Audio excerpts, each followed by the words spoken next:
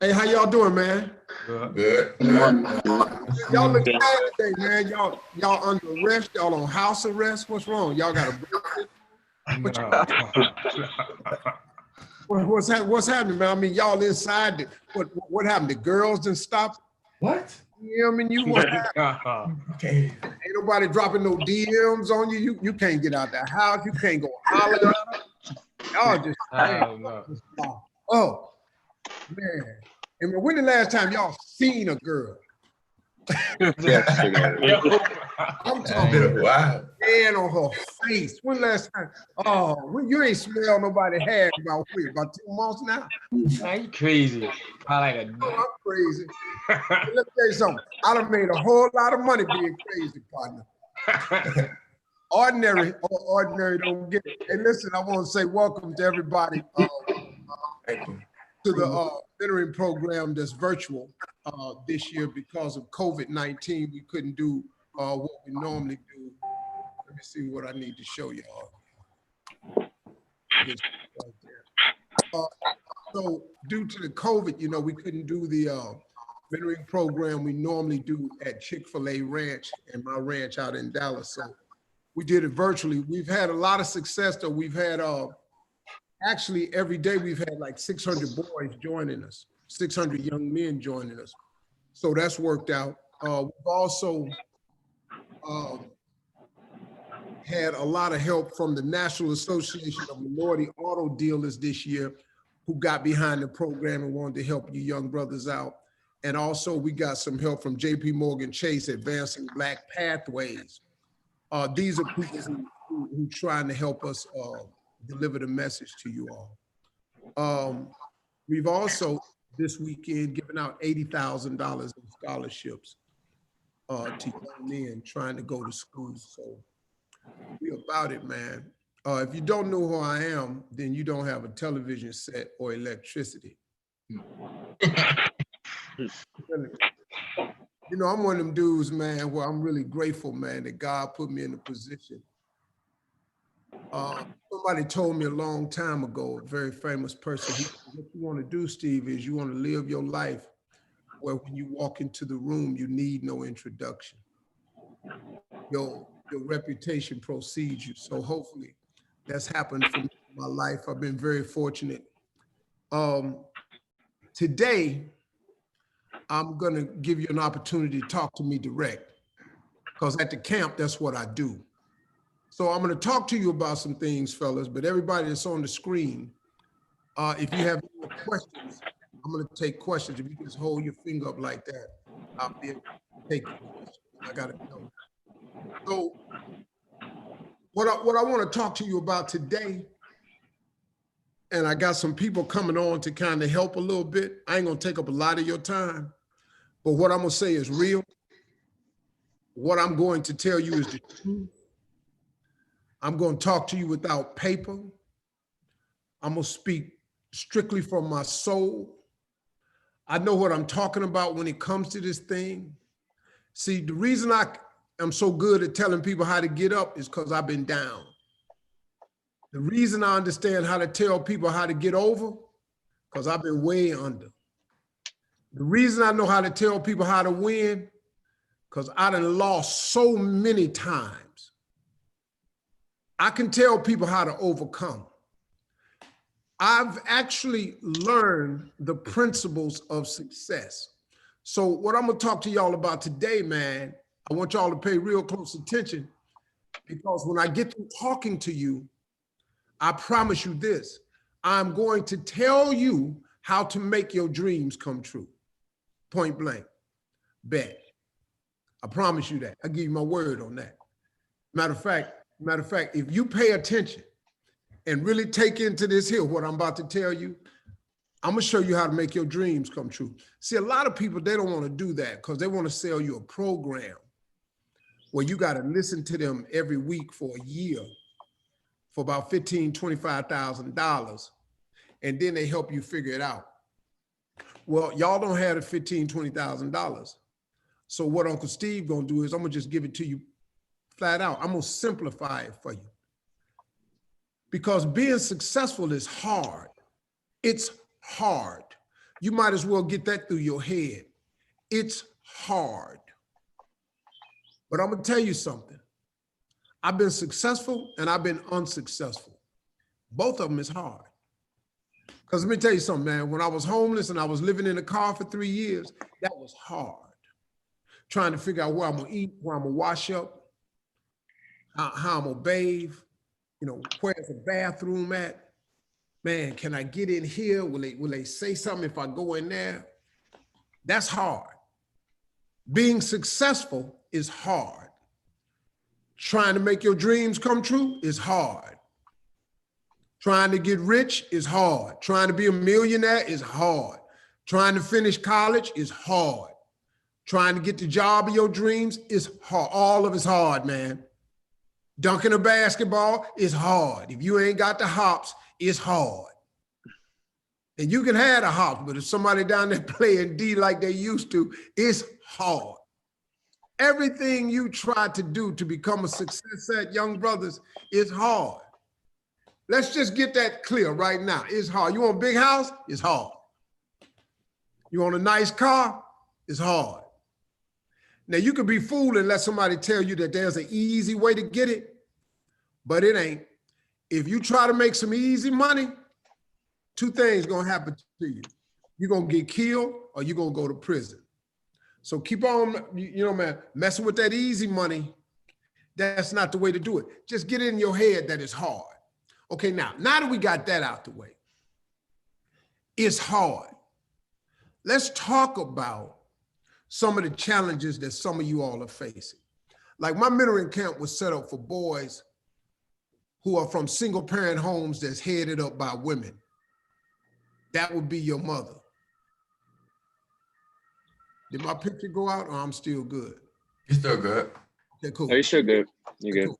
So my mentoring camp was set up predominantly for young men who lived in households headed up by their mothers or aunts or grandma who didn't have a relationship with their father. That's the basis of the Steve Harvey mentoring camp. And the reason for this was because, see, I had a father, but then I lost him. My father died when I was 43. And when I was sitting on the front row of that church looking in that casket at that dude, it was one of the second most broken moment of my life. Because as I was looking at what I found to be the baddest dude I ever knew, man, I thought my father hung the moon, man. He was a rough dude. He didn't have no education, but boy, he was smart. And I was sitting there and they was about to shut the casket on my father. And I was tripping so hard, man. I was thinking, I said, man, where would I have been if it wasn't for this dude right here? How would I ever have gotten to where I am today without that dude laying up there in that casket? Now, this was 20 years ago, man. See, my father died 20 years ago. I'm 63. My father died when I was 43. And I was already on television. I was already beginning to ball, you know what I'm saying? So I was already getting established. I wasn't what I am today, thank God, but I was getting established. I was on TV. I was making some money. I had bought them a house, car. I was sending them money every week. So they had a chance to see me before they died, turn myself into something by God's grace, right? But when they closed the casket, I said, man, without this dude, how would I have gotten here? So when I got on the plane to go back to Texas, I said, damn, what do little dudes do that ain't got no dad? How do they get through this thing called life? How do they get through the murk? And how do they get those questions answered that they have about manhood if they ain't got no dad? And then it dawned on me, they catching hell, man. See, if you don't have your father, it's tough.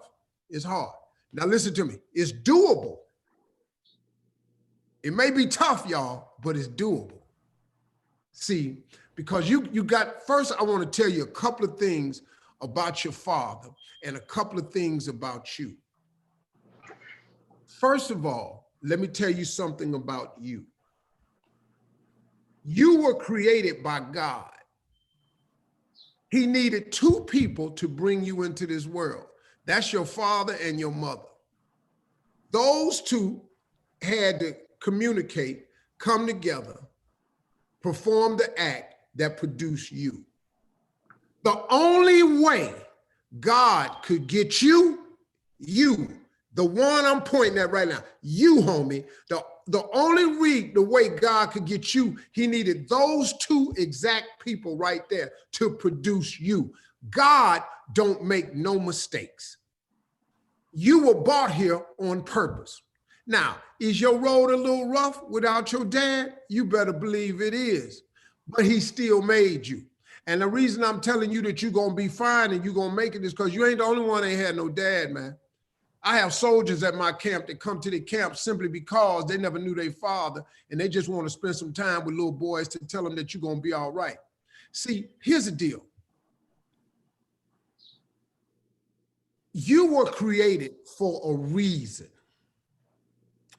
There is a man whose mother was white, whose father was African. They got together. He didn't have a relationship with his father at all. He was raised by his mother and her parents. Her parents happened to be white.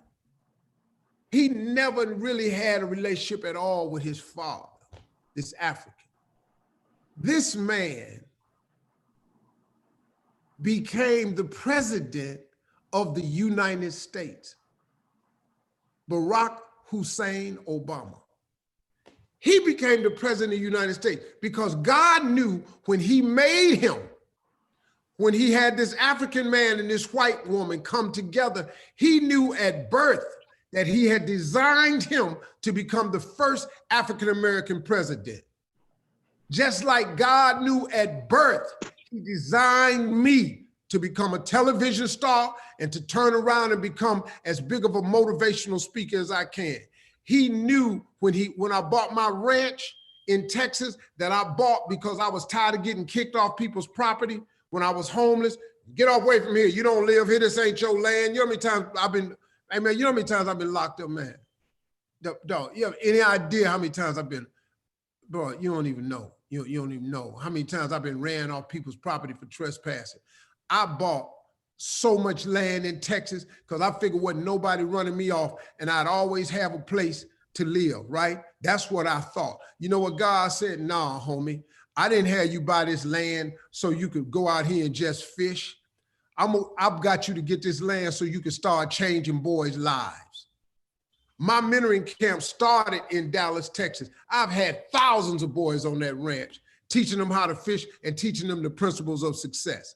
So where you are right now, young man, you could be Barack Obama, you could be Michael Jordan, you might be Stephen A. Smith, you might be Steve Harvey, you might be, who can you might be LeBron James, you might be Swiss Beats, you don't know who you're gonna be. But the fact that you are here is living proof that God works. If he can turn a man into the president of the United States, how he can't turn you into what you want to be? How he take this little black boy named Steve Harvey, Broderick Stephen Harvey, with a stuttering problem.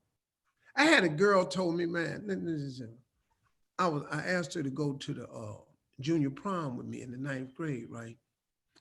And I had a crush on this girl, man. I wanted her more than I wanted anything. I didn't want no bike. I didn't want no BB gun. Dog, I didn't want no skateboard. I didn't want no new Nikes. They didn't have Nikes then. I didn't want no new Chuck Taylors. I didn't want nothing, man. I wanted this girl. When I saw her, man, like she used to walk past me and I'd be on the locker. I try to smell her hair. Dog, she was everything. Y'all act like you don't do that. You ever smell the girl's hair, man? I mean, it'd be like, you'd be going like, oh man, why she smell that good? Dog, I touched her hand one time, I almost started crying. Her hand was, I got to find a way to get them hands on the back of my neck. I got to find a way. I know what, I'm gonna ask her to come to the junior prom. She gonna dance with me. might put her hand on the back of my neck. That's all I need. I'm gonna be great. So I asked her to the junior prom. You know what she told me? She said no. So it crushed me. And I walked away and I waited till the class was over. Couldn't figure out why she said no, man. I was figuring out what I was gonna wear. I was gonna buy her the little flower. So I went up to her. I said, can I ask you a question, Annette? She said, yes. I said, you told me no. I said, why did you tell me no? She said, because I don't want to go with you. I said, yeah, but why you don't want to go with me? You know what she told me? She said, because I don't like your facial features. What? None of them? Look, I got nice teeth. I smile. You don't like none of my facial features? I had afro. You ain't like my fro? My eyes, my mama said I had pretty eyes. You don't like my eyes? You don't like my teeth? She said, I don't like your facial features. Well, we got a problem now, partner, because I can't change my damn facial features. My ass is poor. We ain't got no money for no liposuction. I can't get this nose trimmed down. See, the same size, my lips and nose was the same size when I was 12. My head was smaller, but my nose and lips was the same size. I was in pain, man. She told me no. Dog, you know how many times a chick done told me no? You know how many times an employer done told me no? You know how many people done wrote me off and told me I wasn't gonna ever make it, man? Do you know how many times, man, it looked like my dreams wasn't gonna come true? I understand what you're talking about. I even went to my father. I said, Dad, this girl told me she didn't want to go to prom with me because she don't like my facial features. And my father said, well, you shit out of luck then. I said, I'll be damned. So I went and told my mother, I said, Mama, this girl don't want to go to prom with me because of my facial features. She said, don't you worry about her. She don't know what she talking about. You a handsome young man. Well, she my mama. What's she gonna say? My mama thought I was handsome. The damn girls didn't. So what the hell, what was that? My mama, you a handsome man. Well, I'm trying to get a girl. Look, man, being successful is hard. It took me a long time to get the girl of my dreams. It was hard. I had to get my life together. I had to pull it together. I had to do a lot of things. Your life right now has challenges in it. You got some difficult times in your life, and your father being absent is a major challenge. But Barack Obama's father was absent too. Michael Jordan lost his father. I know so many dudes. Tiger Woods lost his father. I know these cats personally, man. I talked to them about the loss of their father. I know dudes that's balling out of control, never met their father. I've had conversations with Jay-Z. I've had conversations with Snoop. I've had conversations with some major stars out there, man. I know some major people that didn't have a dad. I'm gonna introduce you to one in a little bit. Never knew his father, had no relationship with his dad, grew up without him, but he bad boy right now, and I'm gonna let you meet him. So I understand that part, but now let's get to the good news. In spite of that, you still gonna make it. And Uncle Steve finna tell you how. Here's the deal. All right, you have heard repeatedly that education is the most important thing that you can ever get. I mean, they drum it in your head. Do your schoolwork, do your school. Listen to me. Education is very, very important. It's imperative that you get educated. Education allows me to read contracts so they don't take out my money. Education allows me to understand and dissect the law. My education, as limited as it is, I made sure I had excellent reading skills. See, you can't trick Steve Harvey on no contract. You can't pimp me out, not now, quarter. because I can read, even if my lawyer can't read. And I got 4 lawyers. If they can't read, I read and I ask questions. So education is imperative. We got that. But now here is where I'm on the screen today to tell you how to make your dreams come true. Education is not the most important thing in your life. It's not. Most important thing in your life is your dreams. It's that thing you dream about, man. It's that thing that stays in your head all the time. It's that thing that you dream about. It's that thing that wakes you up in the middle of the night, make you go write it down. It's that thing, man, when you laying in the bed, man, you go to bed thinking about it. You dream about it. You wake up in the middle of the night. You get up early thinking about it. You go to school. Sometimes you in class, your mind drift out the window. You know what you're thinking about? Your dreams. Your dreams, man. The Bible says a man without a dream or vision shall perish. It's your dream, man. It's your dream that's gonna make you great, young man. I'm gonna show you how to do it. But I'm telling you right now, all this stuff you're dreaming about is possible. All of this stuff that's in your imagination ain't fake. Your imagination is real. What is it that you keep imagining that is so crazy that you can't even tell your friends about it? What is this thing, man, that you keep tripping on that you almost can't tell it to nobody because it seems so far damn fetched that they just ain't gonna get it? See, I know what that feel like, man. You know what it's like to be 11 years old, to grow up in poverty, man, to live in the hood, to go to school with all black people. I never went to school with a white person, man, till I went to college. And then I flunked right out of there. I never saw a white student in my school ever. There was no busing. I grew up in the hood, man. I come out the dirt. I told the people in my school when I was 11 years old, and I had a severe stuttering problem, I want to be on TV. I'm gonna be a TV star. What? I'm gonna be a TV star. Hey man, biggest mistake I made was telling that to them. See, you know what I learned after I started telling people? If you want to kill a big dream, tell it to a small-minded person. I was talking to some idiots, man. Some dudes that didn't have it in their imagination. I told everybody, I want to be on TV. My teacher called me to the front of the room when I wrote that on the paper, and that heifer embarrassed me to no end.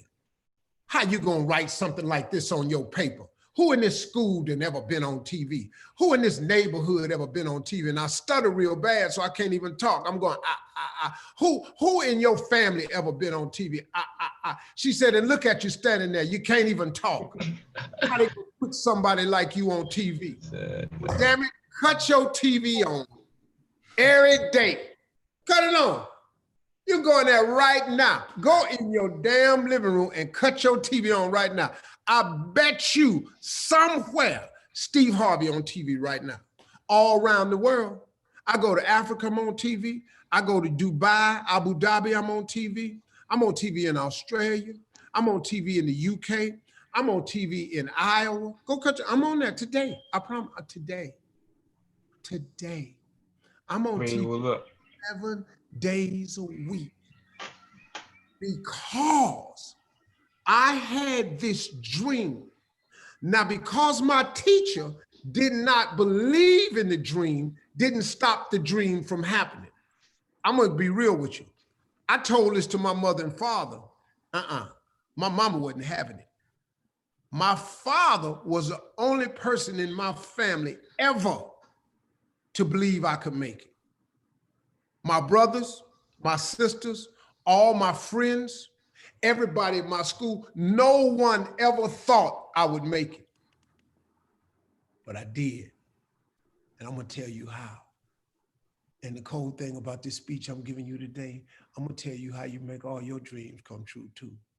See, this is what I'm about to tell you is the realest thing you're gonna hear. Now, this also is for a lot of adults too, because the average adult does not understand what I'm about to tell you totally. See, some people say, well, Steve, I hear you, but I do this piece, but I don't do that piece. Well, then That's why you will only have a piece of success. See, well, Steve, I do it to that, but I never did that. Well, until you do that, you ain't gonna get the rest of it. You can follow what I'm about to tell you in bits and pieces if you want to, but you will get your success in bits and pieces. Because what I'm about to tell you has a lot to do with the law of attraction, but the law of attraction comes from the Bible. This is that I'm telling you is nothing new. The Bible wrote it a long time ago when he said, a man is as he thinketh. He meant that. You will be exactly what you think.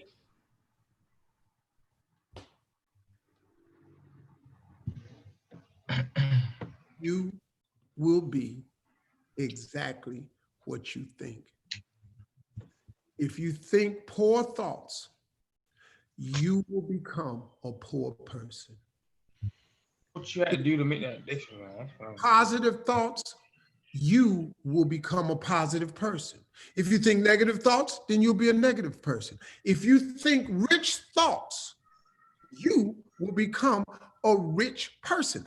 Period. There is no if, buts, and ands about it. If you are willing to work, see, the Bible also says faith without works is dead. If you are willing to work and apply your all in all to these things that you dream about, it can happen. Now, okay, Steve, but how though? Okay, here's the deal. This is the challenge I'm putting to everybody on this screen that's listening to me. So how you make your dictionary though? Say it again. I see how you make a dictionary, like Addiction? I don't dictionary. Like a book, the Steve Harvey book. Oh, okay. All right, I'm gonna tell you that too. Okay, here we go. So listen, this is how it all starts. I want everybody to take a piece of paper, not now, but when you get off this call. And I dare you, listen to me. This is gonna be so hard to do. This is gonna be so hard to do. And I'm gonna tell you exactly how it's gonna go. I want everybody that's listening to me today to take a piece of paper and I want you to write 400 things that you want.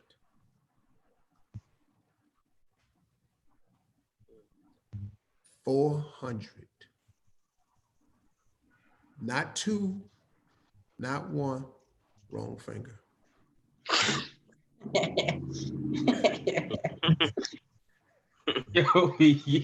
I meant that though. I really did. Not one, I meant that.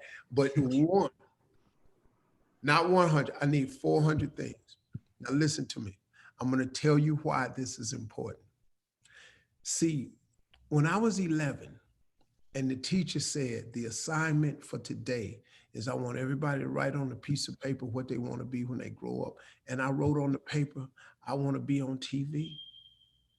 I was the only person in school wrote that. Everybody else wrote, I want to be a basketball player, football player, I want to be a fireman, policeman. I was the only one who wrote TV, but I studied severely. That's why she brought me up to the class and embarrassed me.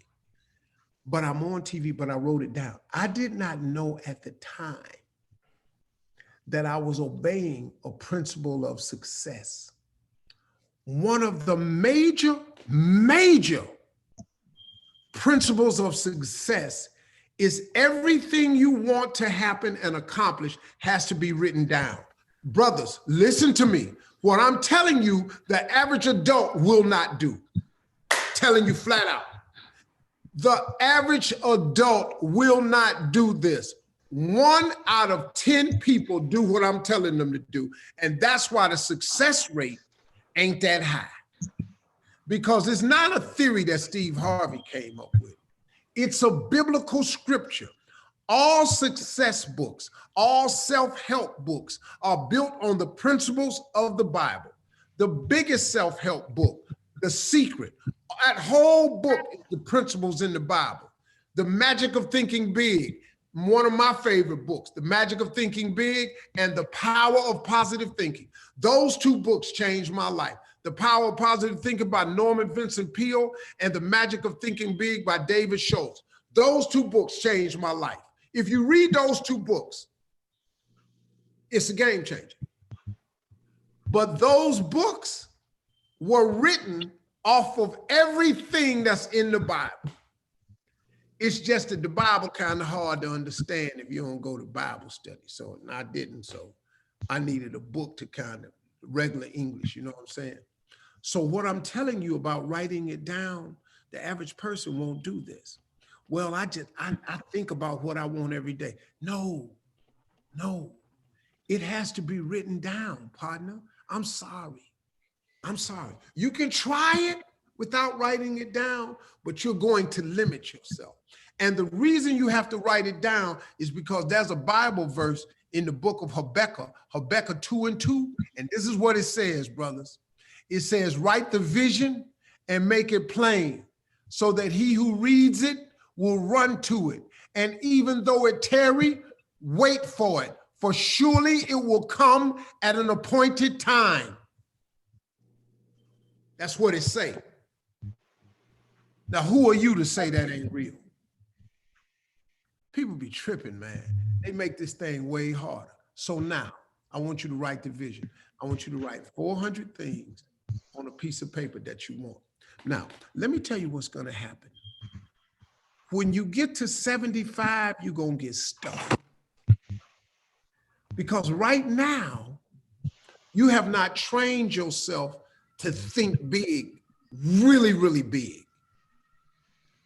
I'm challenging you to write 400 things on a piece of paper. I am telling you around number 50 to 75, you're going to get stuck. But I can assure you, after having balled for several years now, I can show you 400 things you would want if you knew they existed. I need you to write down 400 things on a piece of paper. I want you to read this paper every morning and every night. Now, you're going to miss a day or two, I understand. But I want you to read this paper every day and every night. When I wrote on the paper, I want to be on TV in 1968, man. Yeah. I kept that paper till I was 29 years old. I kept that piece of paper because everybody that saw it told me it would never happen. I kept that paper till I was about 29. I moved one time and I lost it, but I wrote it down on another piece of paper. Today, I'm a TV star. I'm not bragging. I'm just telling you how this works. Today, if I show you my vision board, now I'm not going to show it to you long because I don't like haters. You know what I'm saying? Why you need all that? Why you got that on your board? It's people hungry. That's not my problem.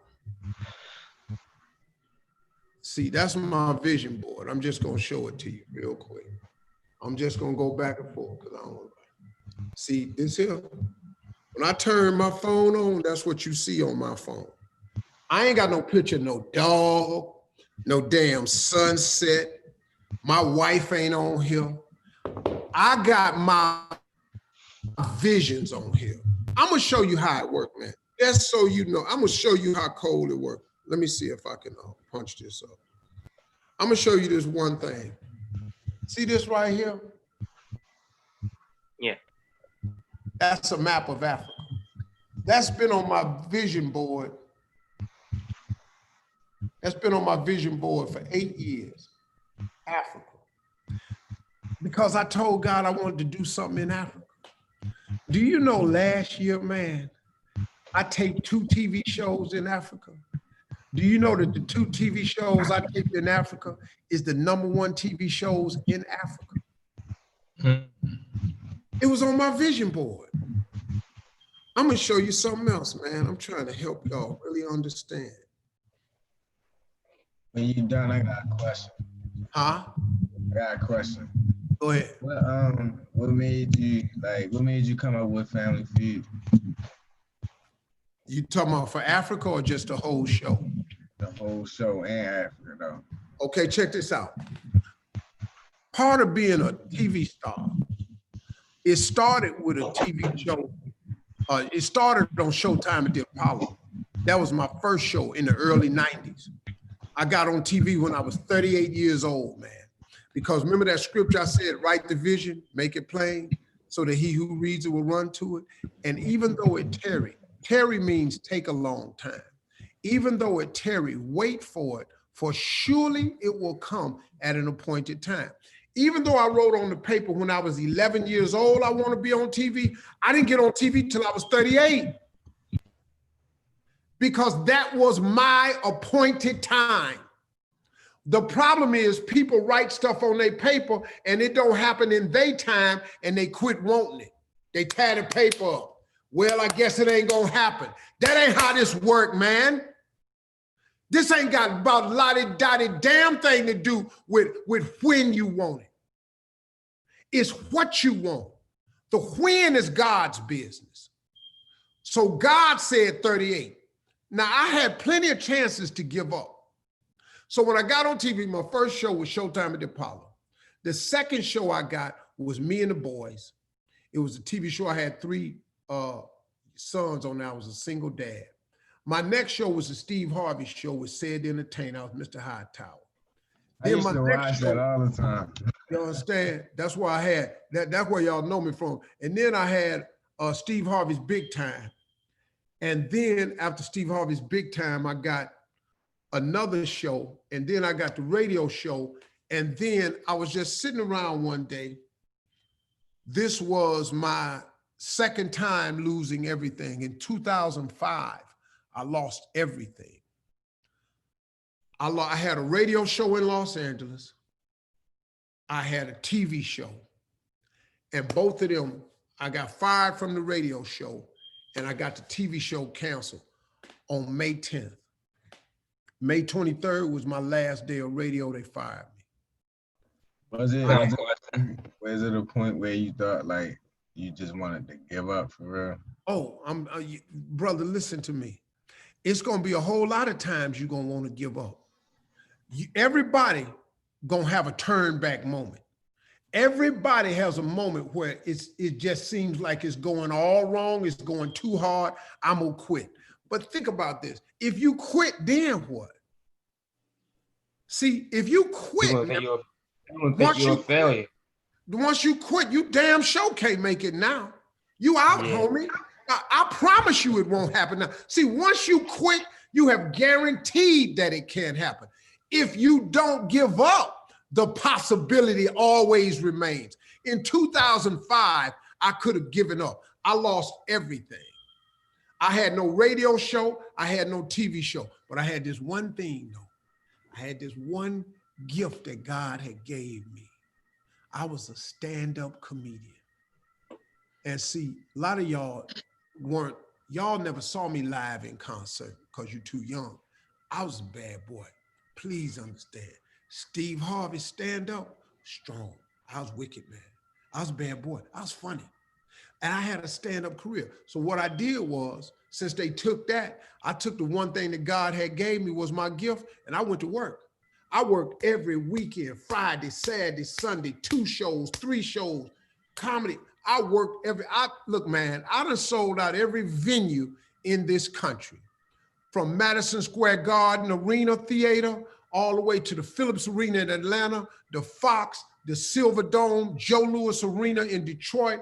I don't give a damn. The Verizon Theater in LA, the Verizon in Dallas. I don't give a damn. The JL Knight in Miami. Steve Harvey done sold out every joint there is. I was a bad boy, man. And I went to work with the one gift I had. I could tell jokes. I filled up them arenas and made my cash. Then something happened again along the way. See, if you just keep the faith and never give up, then you allow God to do some stuff. See, you ever go to church and hear the pastor say, you make 1 step, he'll make 2. So what happened is, if you just keep making your steps and keep the faith and don't ever give up, then here come God. God said, 2007, let's start working a little bit. I want you to write a book. 2009, 2007, 2009, a book came out called Act Like a Lady, Think Like a Man. Next thing you know, Sony bought it from me for a movie. Next thing you know, man, I was back. I had a book that was the #1 book for 46 weeks. I had a movie that was the #1 movie. Then they came to me with Family Feud. Now, I wasn't gonna do Family Feud because I never saw myself as a game show host. But they told me how much they paid. So I'm a game show host. I got a question. Oh, go ahead. So when you gain success, how you maintain it? Well, see, that's the hard part because see, listen, even though it's hard to become successful, you got to look at it like this. Okay, like if I told all y'all, okay, I need y'all to do 100 push-ups. 100 push-ups at one time, dog. Come on, man. It's not a lot of people in this world can do 100 push-ups. It's just not. I'm sorry, not a lot. There are people who can do it, but it ain't a lot. But let's say you strike out to do 100 push-ups. And let's say 100 push-ups makes you successful. Okay, boom, you start doing your push-ups. You get to 50. Your ass is, you look, you get to 60. Now this is how success is. You get to your 60th push-up and man, you just start thinking, I can't do 100 of these. I only did 60. I'm gonna quit. But something inside of you says, just do another one. And you mess around and you done 75 push-ups. Now, you look different on your 75th push-up than you did on your 20th push-up. Your ass ain't as strong, it ain't as easy, and it requires a mindset now because now you got to get up in here to get past number 75. But let's just say you mess around and make it to 90. God, dog, you only got 10 more to go, but Lord Jesus, you've been pushing up all day. Your eyes done bugged out your head. You got sweat rolling down the crack of your ass. You understand? This how hard it is. Your teeth is cracking. You got hairline fractures in your teeth. You're doing it so hard. Every muscle and fiber in you, you're peeing on yourself. You're peeing on yourself. You're urinating in the floor. You can't stop it. Every opening on your body then opened up. You peeing, you got shit in the floor. You 90. Somehow, listen to me, fellas, you get to number 95. Oh my God. Everything that gave in now. Your teeth cracking, you're cussing, your mom in there, what you doing in there? Shut up! You know, it's just, you losing your mind. You done told your mama to shut up. You know you done lost your rabbit ass mind now. Now you finally get to 99 and then somehow, through a lot of prayer and faith, you push up and you get up to 100. You are now successful. Now guess what? In order to stay successful, Charles, after you've done the 100th push-up, you now have to lock and hold. You got to hold right there. Stay right there. Yeah, but Mr. Harvey, I've done 100 push-ups, but you want to stay successful? You have to lock your elbows and hold. Do you know how hard that is, man? You think getting successful is hard. Staying successful is harder because how do you maintain? See, once you make $1 million, see, I'm gonna tell you another story. This is what happened to me. I was working. Move right. See, look here. I was working real hard. It was in the 90s, around 96. And my manager, my boy I grew up with, he said, "Oh, I've done all the numbers, man. You a millionaire." I said, "What?" He said, "Dog, you made $1 million." I said, when? He said, "Dog, you made $1 million."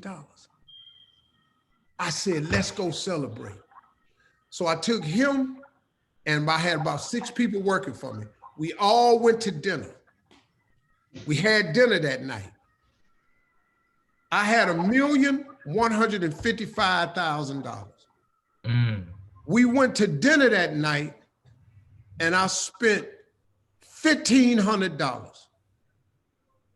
When I got through with dinner, feeding all them people, drinking,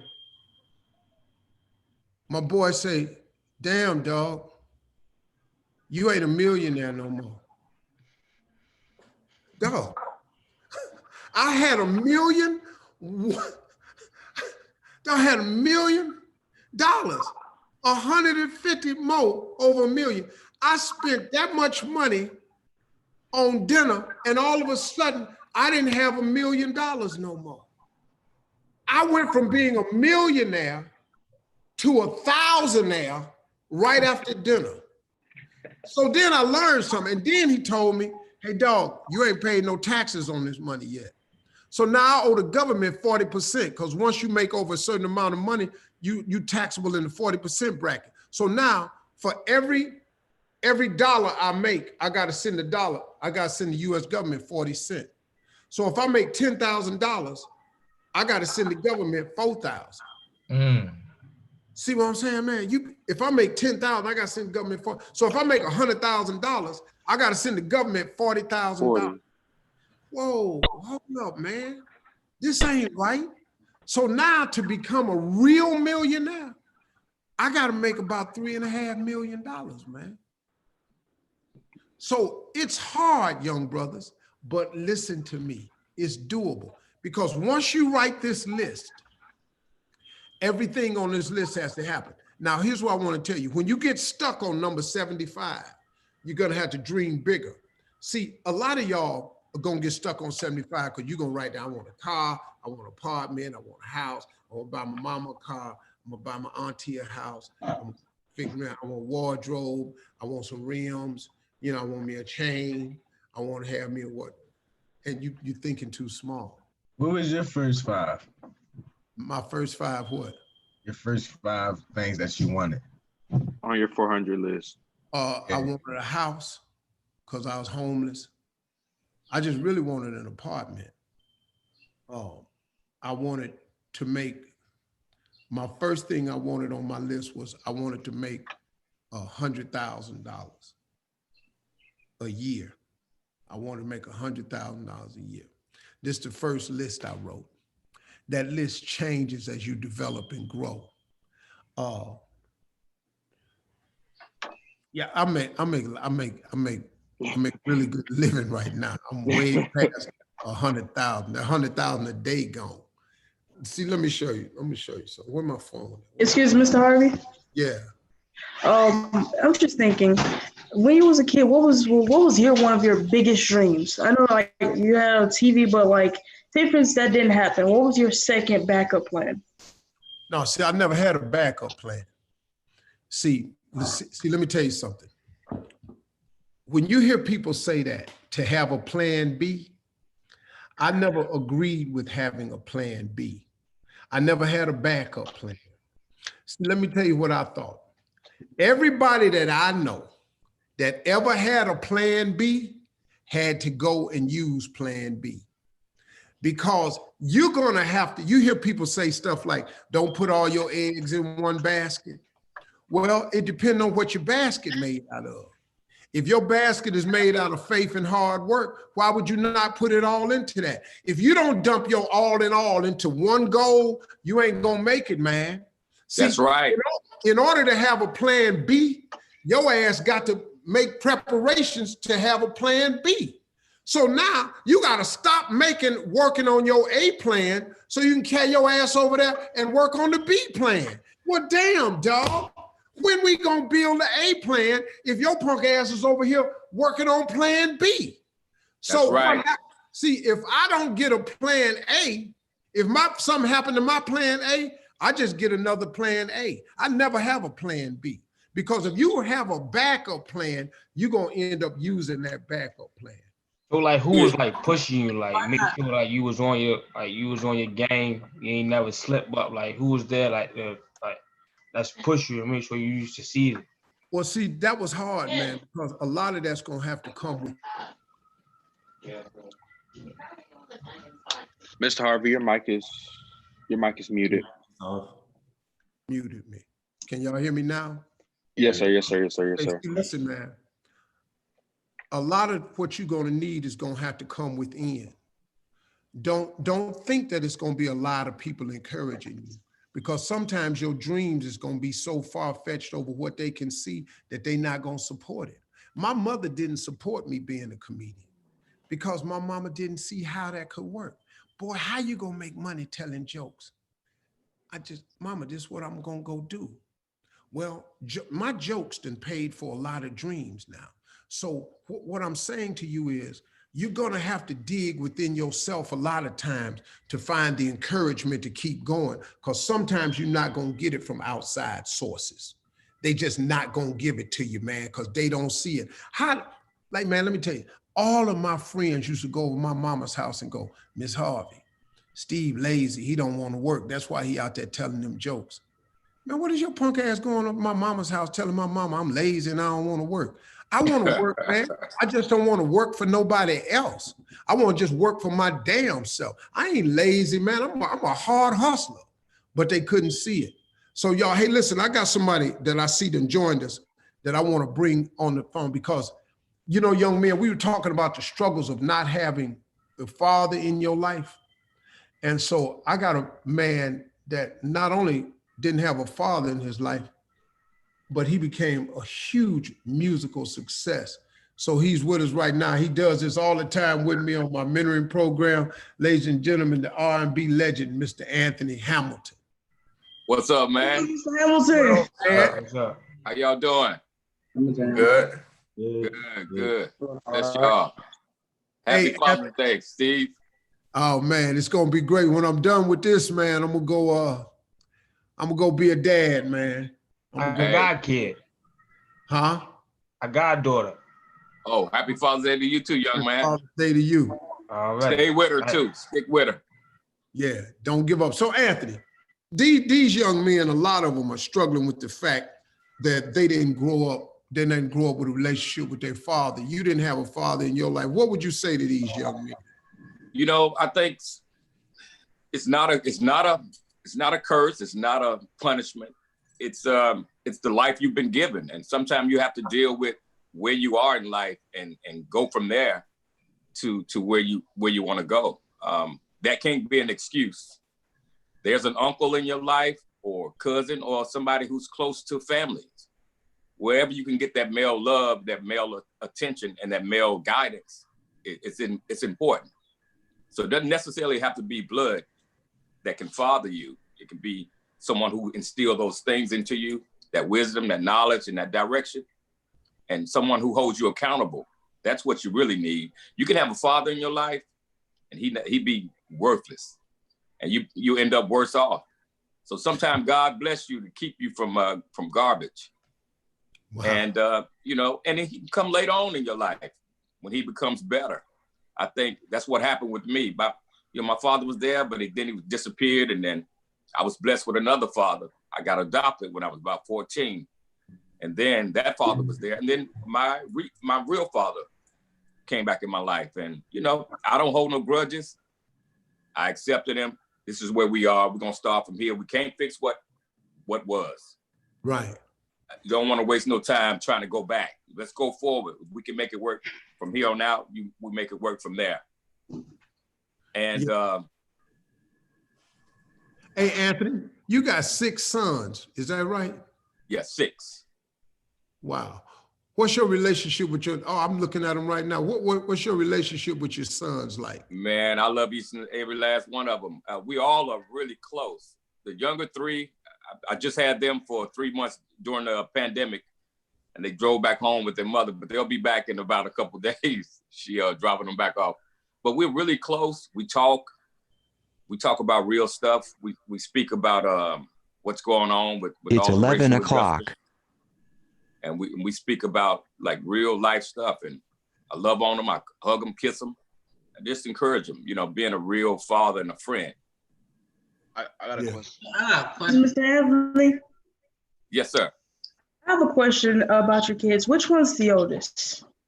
Anthony Jr. Me?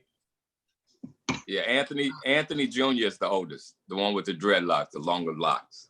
Hello, Mr. Harvey. Yeah. I got a question for you. Go ahead. So I got kicked from 2 Mentoring Mondays because I wanted to do one about business, and they went in a different direction. So I asked to be on this one, and they allowed me to come on. So I really wanted to talk to you about business for 1 second. Go ahead.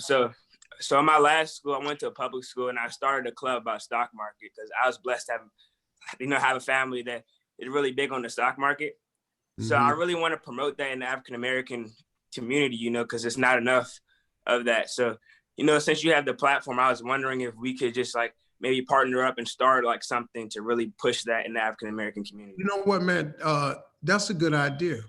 Yeah. I have a young man that you could talk to that works for me named Tabidi Stevens, who handles my entire stock portfolio.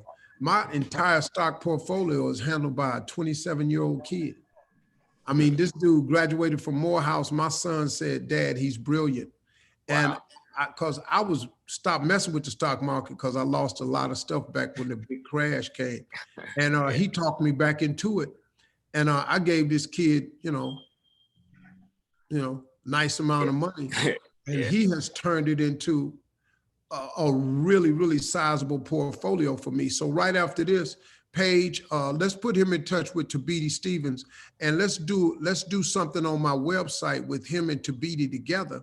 And he can talk to the teenagers and Tabidi can talk to the millennials, and we might can get something going. That's a good idea, man. What's your name?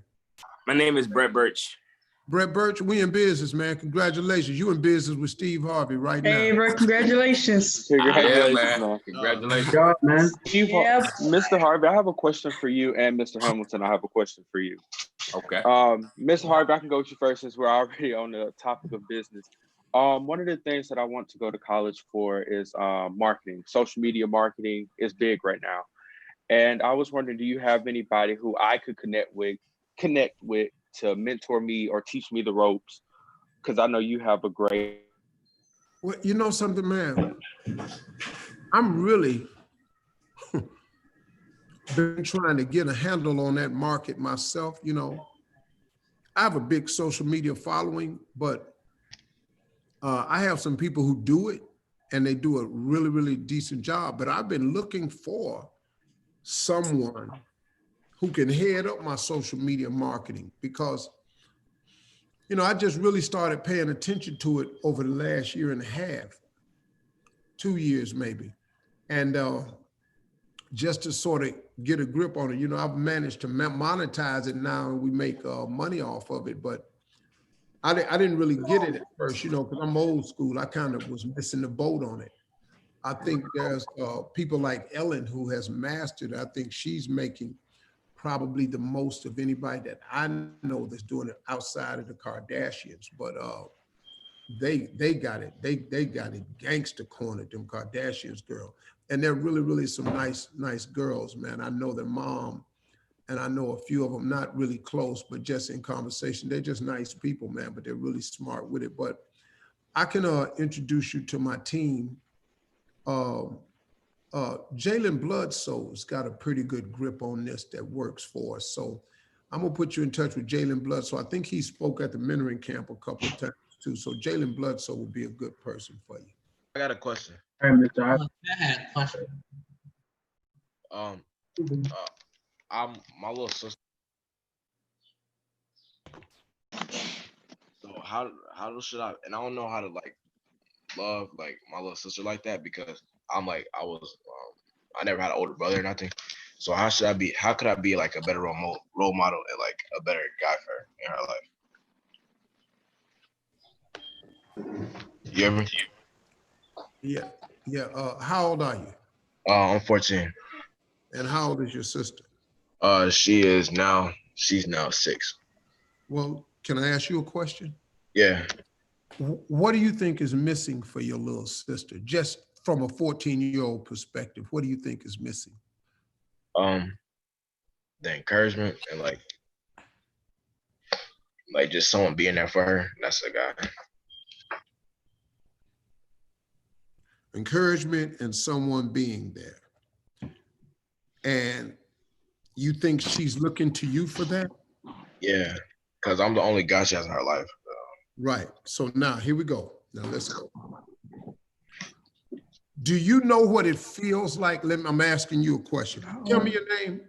Anthony. Anthony. And let me ask you something, Anthony. Do you know what it feels like when someone's not there for you?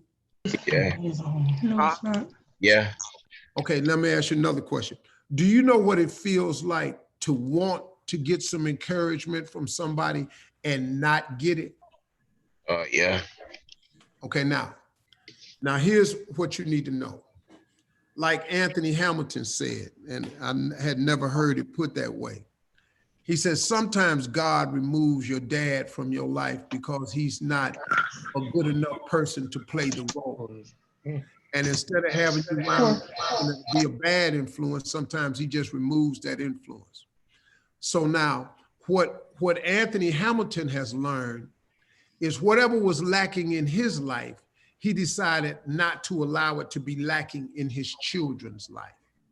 So what we learned is what my father taught me was knowing what not to do is just as valuable as knowing what to do. So all of you brothers with no fathers in your life, you know how that makes you feel. So now when you have children, you should know what you don't want your children to feel. See, knowing what not to do is as important as knowing what to do. So now let's get back to you, little Anthony. Okay, and I got a question. It says that the host has stopped my video. No, yeah, don't worry about that. I can hear you. Okay, but check this out. You can give your sister encouragement, and you should, because you know what it feels like not to have it. You can be there for your sister because she can have it. See, fathers are just as, and role models, let me say role models. Role models are just important for little girls as it is for boys. Because guess what, man? You can show your little sister what a man's love is supposed to look like by encouraging her, by being there for her. You then teach her what love from a man is supposed to look like. See, when fathers ain't in little girls' lives, they don't know what love look like from a man. So here comes some little bull crap dude sliding up on your little sister with some old monkey mess, and she falling for it because she don't know what love look like. You have a responsibility to your little sister. And you're only 14, man, but you spend some time talking with her. Just exchange. Let her know if you need anything, come to me. Just say it. Then when she come to you, doggone it, feel it. What is it that she seeks? You know, that conversation and encouragement that you can't give her. You're 14. In 2 years, you're going to be 16. She going to be 8. You understand? 2 years after that, you're going to be 18. She going to be 10. See, you her big brother. You all she got. You have to fill that role. You feel me? Yeah. Anthony, Mr. Hamilton. Yes, sir. Go ahead. Oh, no, I'm sorry, Mr. Harvey. You can go. No. I want you to ask Anthony. Go ahead. Mr. Hamilton, did not having your father in your life, do you think that changed your way to like be successful, or do you think that like fueled it or took away from it? If that makes sense. You know, it made me want to be better. It made me want to go out and be the best me I could be. Because I know I deserved it. You know, You have to know that you deserve a good life and that you deserve a chance and that you deserve greatness. And I was willing to do whatever I had to do within reason to get to that place, to where I didn't have to feel sorry about that. And just to, you know, there were times when I wanted to prove to him, like, you know what, you're missing out. You missed out. I feel that. And, you know, I knew that I was special. I knew that God put me here for a reason. And so you weren't never worried. You weren't never worried. You weren't never worried about like why he. You weren't never worried about like why he left or like why he wanted to not be in my life or like, yeah. My thing was, you know, I didn't really worry about it. I was just like, you know what, he's missing out. I just know, you gotta know that you're special enough. You gotta get to a place where you know what, I'm somebody, I'm special enough. With or without him, he's missing out. And from there, I knew that, okay, he's missing out on something great. So I had to live up to my potential of what I felt would be great for me. But sometimes, but you can't, sometimes you can't worry about why they're not there. Just know that they're not there, and maybe it's a blessing. Or if you spend your time in that bitter place, you never grow past that place. It's okay to wander sometime, but don't stay there. You know what I mean? Don't try to figure out, because it takes so much time and energy, and it puts you in a dark place. And sometimes you're not strong enough to get out of it. Sometimes you get stuck there, and you become angry and resentful, and you don't want to carry that around with you. So would you say it's recommended to have like a talk with him as to why he wasn't there, or do you say it's not even, don't even worry about it? You know what? When I got married before. I had been married. I was in my 30s, and I hadn't seen my dad in probably 15 years. And my ex-wife wanted to have him in our wedding, and I was like, she said, well, call him. I was like, well, I hadn't been used to calling him or talking to him, but I called him. I went over to his job and I invited him. I introduced him to, and he said, well, I don't know, I'll be busy. All right. I said, well, cool. And you know what was so weird to me? Even though I hadn't seen this man in all those years, while he was driving off on the golf cart, my natural thing was to say, I love you.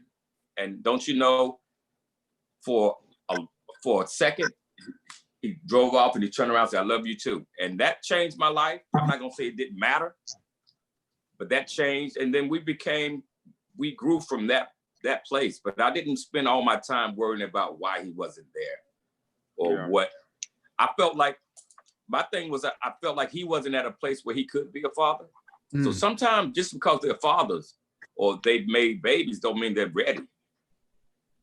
And you know, you can't make somebody ready to be something that they're not capable of being. And sometimes it's better that they're not there to mistreat you and talk down to you because they're miserable in the space that they're in. And then you get back up with them later. So, you know. And Mr. Hamilton. All right, thank you. I have a question, but this is off the topic of like fatherhood. Yeah. So I know that you've had a great music career singing and like everything, but like me, I'm trying to have a music career myself, and I want to know like how you like got to like where you are in music. You know, I exposed my talent to people around my city, and then sometimes the more you let people know you have a gift, the more they'll promote that gift for you. And if it's at a level where they feel like it needs to go on to the next level, they'll introduce you to someone like they did me. They introduced me to a guy who was going back and forth from Charlotte, North Carolina to New York. And he was like the Harriet Tubman, bringing everybody from North Carolina going to New York. And he introduced me to Andre Harrell and Jimmy Jenkins them, and that's when I got my first record deal. But it took some years. Okay. But you gotta expose it though. People gotta know, if they don't know you sing and don't know you write or dance or do business or create websites or whatever you're doing, then nobody knows the champion and nobody knows to promote it. Yeah. So you gotta expose it. Hey, DeMonte, I want to hear from DeMonte. Did you have a question, DeMonte? Yeah, I had a question for you. I want to know, like, cause I had watched a video on like how you had got how you got Showtime at Apollo, and you had said in the video that you had called your answer machine, right? And you had got the gig in Florida. So do you ever think about sometimes like, what if you would have never called your answer machine, you would have never went to the show in Florida? Like, how would your life be? Yeah, see, fellas, listen. You're gonna have a lot of chances in your life. You're gonna have a lot of pivotal moments in your life. You're gonna have a lot of turning points in your life. You're gonna get to some crossroads in your life. You're gonna get to that fork in the road where you standing there and you can go right or you can go left. These moments are critical, man. And the older you get, the more consequences come with choosing the wrong way. But the one thing that always helps you is, see, man, if you have the mindset of being successful, of staying on a positive path, you know, look, man, your boy's gonna come to you, your money ain't right. Hey, man, let's just do this one deal. Let's slang this dope. Hey, man, let's go down here. All I want you to do is drive. One of the worst things I ever did, man. See, I ain't never been no criminal dude, man. But this dude, I needed some money. And then everybody knew I drove cars real good when I was young, man. My brothers taught me how to drive. This dude came to me, man, I was about 24, 25, man. I was out of work, man. I just had these twin daughters. Dude said, hey, man, just drive for us. You ain't got to do nothing, man. We know you don't do this, love. Just drive. Worst thing I did, get in that car and drive. I can't tell you what happened, but just let me tell you something. Two of them dudes, hold up. Let me tell you how it really went. I got in the car to drive. They said, go by and pick up this other dude. I can't say no names because he's free. I pick him up. He said, Love. They used to call me Love. He said, Love, where you going? I said, I'm just driving. He said, hey, man, this ain't what you do. He said, dog, you going to be special, man. Something about you. I don't know what you going to be, but you going to be special one day. You can't fool with us. He took me back home. I sat back on the porch. He said, now, if we hit a lick, man, I'll give you $1,500. I said, man, but that dude's going to pay me if he said, man, you ain't got nothing to do with this. Two of them dudes today from that night right there is still in prison. Two of them still in prison. The dude that stopped me is one of my best friends. He never got hit with it. He free today. Had I taken that bait and drove that car, it ain't no telling where I would be. You're gonna have so many moments in your life, young men, where you got to, but if you stay the right way, if you just try to stay righteous, man, if you just say, hey, look, man, I ain't with that. If you just stay on the positive path, you will make the decisions that will come out with positive results. Mm-hmm. I was about to give up in that bathroom, man. I was crying, I was hurt, and I went back and called my answer machine just to double check. And when I answered the machine, the dude said, this Friday. I said, damn, but I didn't have a gig. I couldn't even go to New York. I got ready to hang up and my answer machine beeped again. And it was a dude with a gig in Florida. I drove to Florida, made the money. I made the money, bought the airplane ticket. I flew to Showtime, the Apollo. I performed, got a standing ovation. Boom. That was the turning point in my life. Two things. Had I given up, I never would have got to that point. See, most people give up before they get to the turning point. Mm-hmm. Just cause it's hard don't mean it's time to give up. Just cause it done got funky don't mean it's time to give up, partner. That ain't the time to quit. When it get hard, you got to stay with it, man. And so that was big for me. All right, Mr. Harvey. Yeah. I have a question. So I haven't seen my dad in 10 years. And so I just wanted to ask, how do you become a good father from not having a father figure in your life? Okay, let me ask you this. From not having a father in your life for 10 years, what have you missed? Tell me a few of the things that you missed. Well, I missed him coming to my games and him encouraging me to like do things when I'm scared. But other than that, you probably had a few questions you wanted to answer about manhood. He wasn't there to answer the questions. Yeah, those two. Okay, let me ask you another question. You've probably been wondering some things about them girls and you can't ask your mom about it. But if you had a dad, it sure would help out, wouldn't it? Yes. Just that girl thing, man. If you could just get somebody to help you with them girls, man, I just needed that, dog. But I was fortunate. See, I had a father and two older brothers. So I had it. So now, okay, let's go over this. You wished that your father had come to your games. Right. You wished you could have an encouraging word. Hang in there, son. You can do it. Don't give up. Stay the course. You wanted that. You wanted, hey, Dad, if I want to ask this girl to go out, what's the best way for me to go about it? What you think I should do? See, he would have an answer for you. And so all of that stuff. So now, that's what you've been missing. When you have a son or a daughter, like Anthony Hamilton, I'm gonna let Anthony take over this too, because how did Anthony Hamilton become a good father that he is after he didn't even have a relationship with his dad? I think I'm gonna let Anthony handle that. I know what I would say, but Anthony can speak to you directly. Hamilton. Well, the thing I did, I made sure that I was there to answer those questions. You know, what is it like to ask a girl for a number, or when you like a girl, what do you say? Or how do I throw a football? How do I tie my shoes? Certain little things like that makes you feel good when you have that father figure to be in your life. You know, are you ever afraid? You know, fathers go through things sometime and you feel like they're never afraid, but there are moments when being a father, you get scared, and it's okay. Encourage your child to be strong through it, stay the course, someone to pray with you and pray over you. And just having that friendship with the man, and that a place you can go to ask those things. Go fishing with him.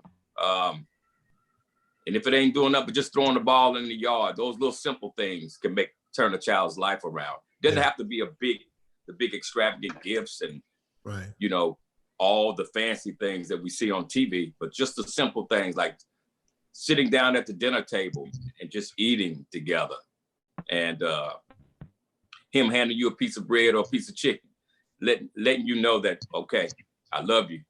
Here you are. He might not say much. He might be tired after work or whatever, but just to have that energy around is important. See, you know, man, I think everything that you didn't get is the very thing that you have to give. Yes. So you're gonna be fine, man. All y'all gonna be great fathers, because you know what it's like not to have one. Yeah. You're gonna be great. Anthony Hamilton has done it. You're going to find the way to get it done, because you're not gonna always stay 14, 16, 18. You ain't gonna stay there, man. You're gonna be a man one day. Yeah. And partner, like Anthony said, he gonna have to come to terms with that. But I want you all to know something about your father. He ain't somewhere living his best life. Please understand me, man. Yes. He ain't somewhere, man, on the beach balling, making millions, living his best life. No, he's not. Because let me tell you something. When you bring a child into this world, and this is Father's Day, it is your obligation to not just be a father, but to be a dad. All of you that don't have this relationship with your father is somewhere paying for that dearly. Please, man, you can go and get to feeling sorry for him, because he's somewhere choking on this, man. See, it's Father's Day. You don't think he know that, man? Yeah. You don't think for 1 minute that this black man ain't sitting somewhere going, damn, I messed up, man. I ain't been doing my thing. He ain't getting no card today. You can't find him. He's somewhere in straight misery, man. At Christmas, he's somewhere in misery, man. Your father's is hurting. And Anthony said it best a little while ago. See, some of your fathers, man, got put in a position. Let me talk to you. If he incarcerated, he can't get to you. Sometimes the relationship between your father and your mom is a bit strained. And in that strain, sometimes your father can't push through the murk to get to you. Sometimes, man, sometimes mothers make it hard for the man to come because he ain't been paying child support. I know some women who go, he ain't paid no money, he ain't seeing this boy. Well, hold up, man, that's bullshit now. Hold up. This ain't about no money. A woman should not stop a man from getting to his son or his daughter because he ain't paid the money. That's getting played out all over this country. Bro, I've had a lot of things happen to me. And trust me. And then sometimes your father is so far behind in your life that he don't even know how to come and fix it. So since men sometimes we are not the best at our emotions. Sometimes instead of dealing with our emotions, we avoid our emotions. I've done it before in my life. Sometimes I just couldn't grapple with how I was feeling, so I avoided the situation. Your father can be doing that too. But know this though, know this. He's gonna have to come to terms with you before he leave this world. And if you wanna ask him questions, you have every right. What's my little dude that was on the mentoring call the other day, man? Tarion, I think, Tehran. He hadn't seen his father for 20 years. And when he finally saw him, man, he just said, hey, man, I need to talk to you. And he asked him, why did you leave? Why didn't you never come to my games? Why didn't you even check on me, man? You ain't send me nothing for Christmas. And he asked him all the hard questions he wanted to. And he got all the answers. 6 months later, his father died. But he said he was okay because he had got all the questions answered. You know, man, sometimes your father ain't in your life for various reasons, but you here. You here because God wanted you here. Yeah. Skip your daddy. He might not get it. Your daddy coming up short. Hey, man, when you got a boy out there and you ain't paying him no attention, you got to pay for that, man. Hey, you're listening to me. Your father's somewhere taking a serious whooping, man. He taking a serious whooping. I got something to say. Okay, go ahead. One day I was on the corner doing my thing, selling drugs. I seen my father. He just dapped me up. He just went about his business. That's it. Wow. That's crazy. How did that make you feel? I was upset because he was gonna walk past me. I had to come up to him and dap him up. That's the sad part about it. Yeah. Similar But situation. he feels that though. He feels that. I feel it. Yeah. You feel it, and he feels it too. I have a question for Steve. Go ahead. Hello, Mr. Harvey. So I have a challenge that I like to overcome, and I wanted to ask, how do I make better choices and be more disciplined without a father figure? Because I'm adopted with a single mom who hasn't been married. So I was just wondering how to like overcome, like how to make better choices and be more disciplined without a father figure. Okay, better decisions. Okay, hold on one second. To the young man that was out there on the corner doing his thing and the father came and dapped you up. Listen, man. Crazy. Right there, you can already tell that he is a poor example of a father. You can just tell. First of all, you had to step to him. Right. Then when he dapped you up, he ain't even had the audacity to say, yo, man, what you doing? What you doing out here? See, we black dudes, we know what this is out here on them streets. All us know what this is. I may not be a participant in the street, but I know what it is. I got so many partners do drugs, man. So many partners. So I have big boys. I had boys that was big in the dope game. All of them in jail. All of them. Every last one of them. But for your father not to even stop and address it, that had to make you feel some kind of way like, damn, man. And I had to walk to him and dap him up. Yeah. I ain't had to do that. You know, man. But like he could have turned around. But see, listen to me, fellas. This pain that you feeling is real. It's not, we're not saying you ain't in pain. I'm saying that you are in pain. And we recognize the pain in you. But here's what I want you to do. I want you to understand that you were created for a positive and a special reason. All of y'all. All of y'all. And the reason you on this video call is so you can hear that message.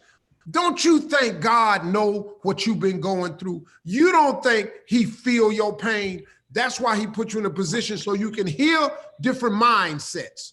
So you can hear from different people like me, Hamilton, the cats that's been talking. But this pain you feeling, look here, man, this shit real. This ain't no game here, dog. When you missing your father, man, there's a hole in your soul, the shape of your father. I get it. And you know how I get it? Because I didn't have it. My hole in my soul didn't start till I was 43 when my daddy died, man. I'm damn, dog. You know how many times, man, I want to just say, hey, Pop, you see me? You proud of me?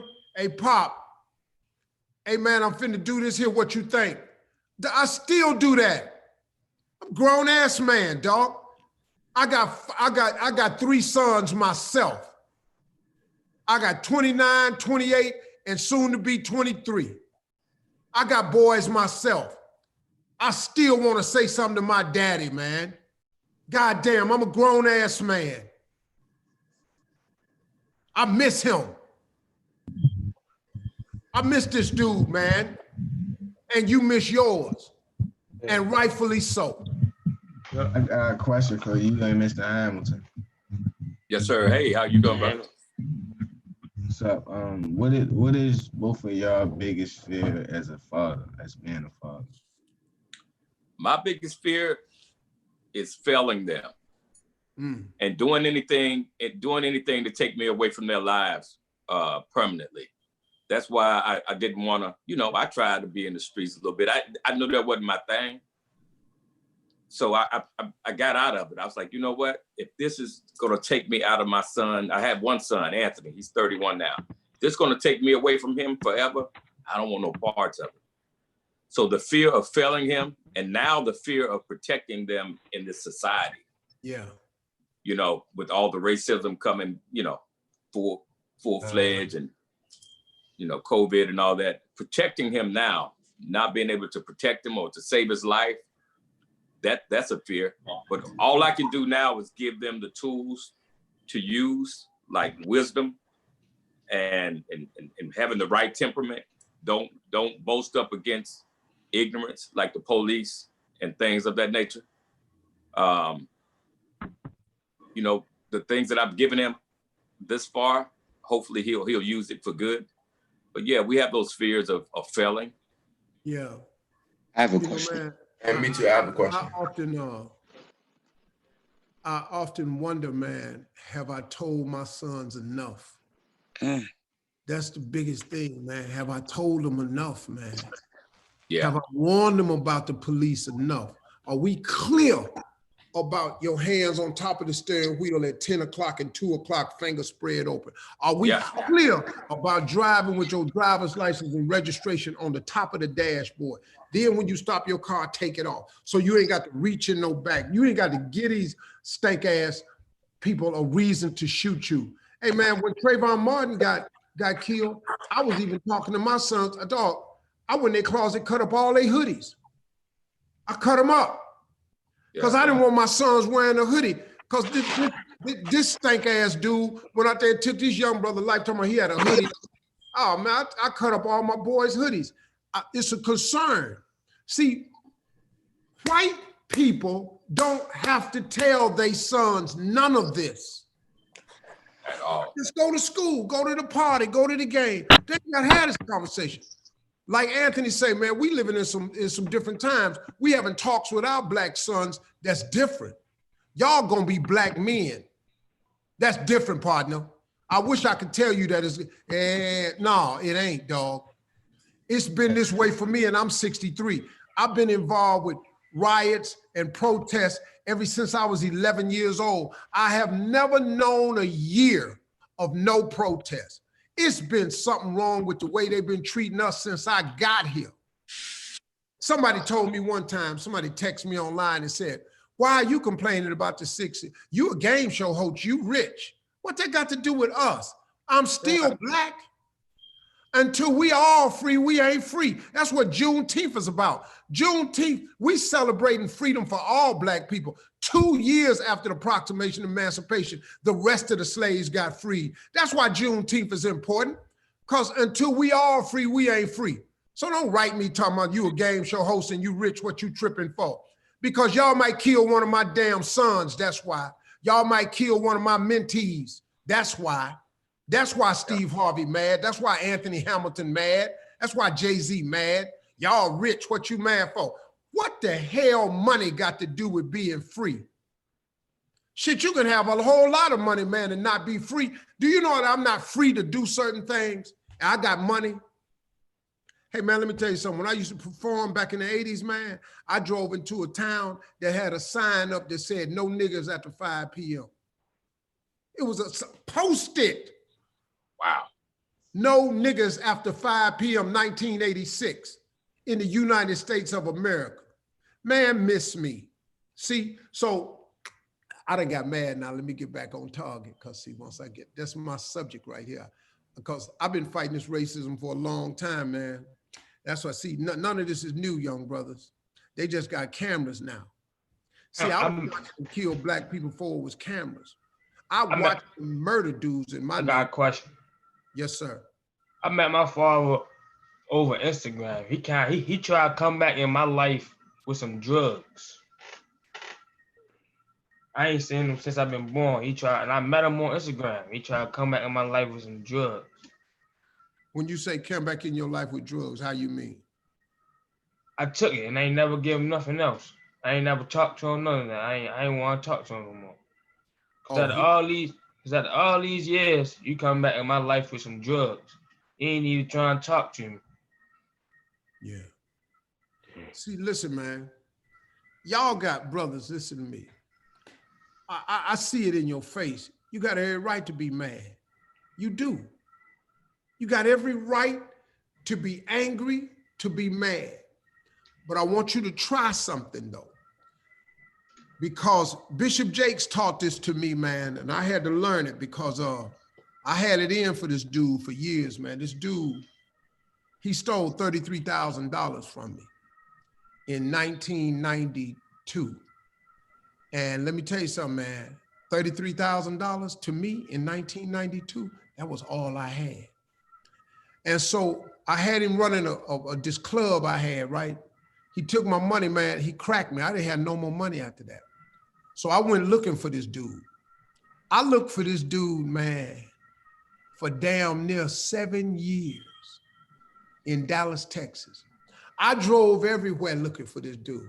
I pull up at the club, they, hey, Steve, your boy just went out the back door. Somebody would say, hey man, here comes Steve. He jet out the back door.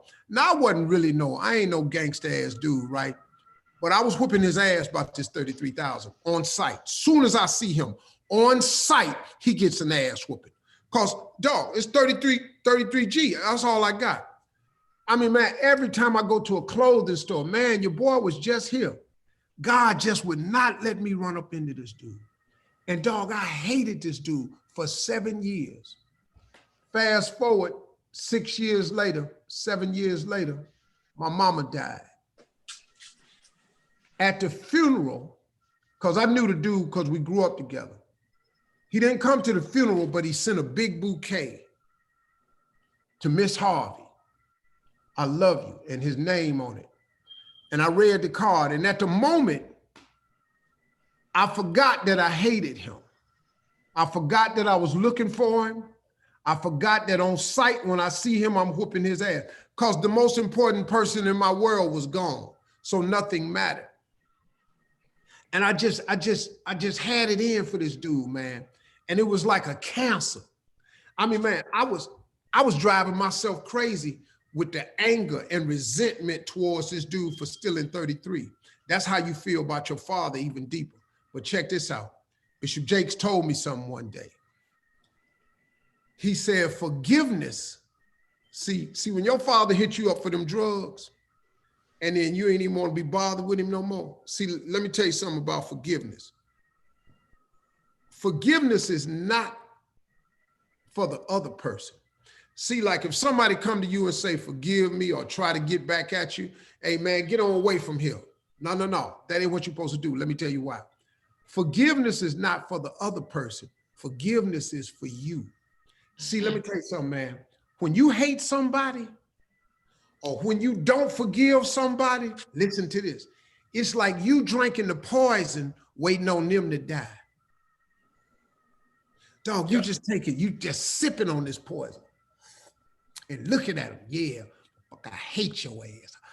I don't forgive you, hate you. You can't come in my life. I hate you. You wasn't there for me. You ain't come to my game. Yeah, I hope your life rotten. Yeah, I hope you don't know. Yeah, come over here and ask me something so I can tell you to go to hell. Yeah, you just sipping it. You drinking the poison. You waiting on him to die. I have a question. It's not for him. Forgiveness is for you. All of you on this call are going to have to, as Anthony said, you're going to have to forgive your father because you are on your way to manhood. You are only a few years away. You can't carry this resentment and hatred in your heart because it's going to stop you from being who you're supposed to be. You weren't born in this world to hate him or resent him. That's his problem. I just told y'all, he got some problems he over there coping with. Hell, think about this. How bad he got to be to come to his son for some drugs. Man, what kind of messed up is his ass? What kind of messed up is this dude to see his son on the corner slanging dope and then he sit up and walk right by him and then you got to go dap him up. Yeah, what's up? Man, what kind of sick ass father is this? How is he that much older than you and that's the place he in? I told y'all, man, that this dude that's missing in your life is somewhere catching straight hell. And I got two examples of it right now. One dude hit his son up for drugs. The other dude saw him out there slanging drugs and his son had to dap him up and he kept walking. How messed up is he to see his son like that and not even be able to give you nothing? Not be able to give you something, dog. No knowledge. Nothing, no knowledge, no nothing. Dog, because you know why? Because he is devoid of it himself. Because God has taken his life and froze it and said, no, man, until you come and do what you're supposed to do, I'm gonna have your life in a peril. You're gonna need drugs, you're gonna see him and you end up. Your job though, young homie, listen to me. Your job is to straighten up like Anthony Hamilton. All of y'all got something to prove now. It's showtime. It's time for y'all to go and be who God created you to be. God did not create you to slang dope. God did not create you to be the dope boy because the devil only has one job. Listen to me. The devil got one job. That is to rob you of your destiny, to stop you from being what God created you to be. That's the devil's only mission in life. And if he can get your ass to slang drugs, he winning. If he can get your ass to be a stick-up man, he winning. If he can get your ass armed robbery, he winning. That's why God cast him out of heaven. Huh? That's why God cast him out of heaven. That's dog. That's the reason. You cannot let your life go down the path of your father. You must go the other way. If you go the other way, God got a blessing for you. You ain't gonna believe. He made Barack Obama president of the United States. He ain't know nothing about his dad. I keep telling y'all, man. Yeah. Let's not have revenge. Huh? We should forgive our fathers, but how we should forgive somebody that we ain't do nothing to? They did something else. Hold up, listen to me, dog. You didn't do nothing. But now let me tell you something. See, but you don't want to forgive him. See, let me tell you something.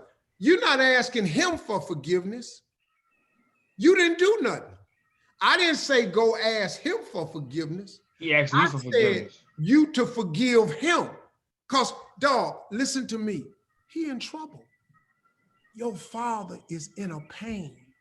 If you, amen, if you ever get a chance to see him and talk to him, do like Anthony Hamilton said when he saw him on that golf cart. He said he hadn't seen him in 15 years. So he walked off. He just said, he didn't even know what. He just said, I love you. His father turned around and said, I love you too.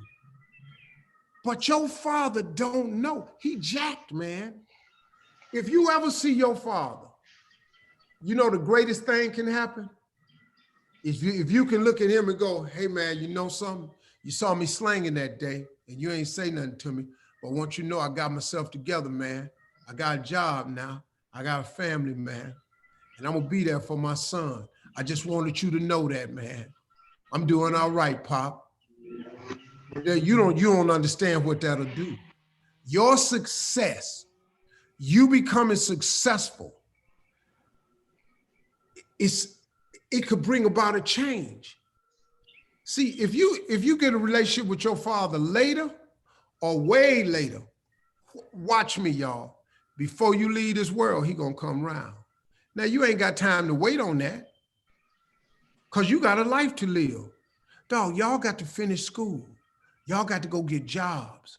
Y'all got families y'all got to raise. Y'all gonna have kids. You already got a little girl. You ain't got time for this, man. So what Don't about have the no more what kids. Don't have no more kids either. No time soon. You're too young. Yeah, what man. about the And like my situation is kind of different because my dad died before I was born. So I would never get a chance to even ask him nothing, say nothing, nothing.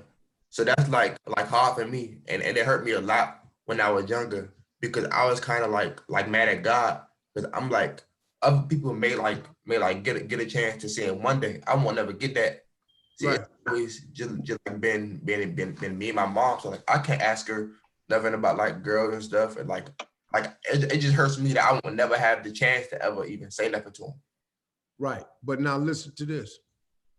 Your position is even different because like I told you at the beginning, see, God put him and your mother together to produce you. You have a mission in this life. Whether you see your father have a relationship, you have to fulfill your mission in life. Now that's a bad deal, man. Your father died before you born. That's a hammer. But look here, man. You here. I'm looking at you, good looking dude. Your mom has turned you into a good citizen. You're probably halfway decent student. You know, you law abiding, you ain't in jail, you ain't slanging, you ain't in here. So she's done a great job. You just got to get a male role model in your life. And see, that's what this mentoring program is about. You just need a male role model in your life. When we get off this call, Paige and Hannah, tab him. See, all of you, see, I got soldiers that mentor young boys. I got fraternity brothers. I got the men of Omega Psi Phi, but it's a lot of alphas out there, sigmas and kappas. Yeah. College graduate students, man, that's looking for young Black men who want to be mentored by them.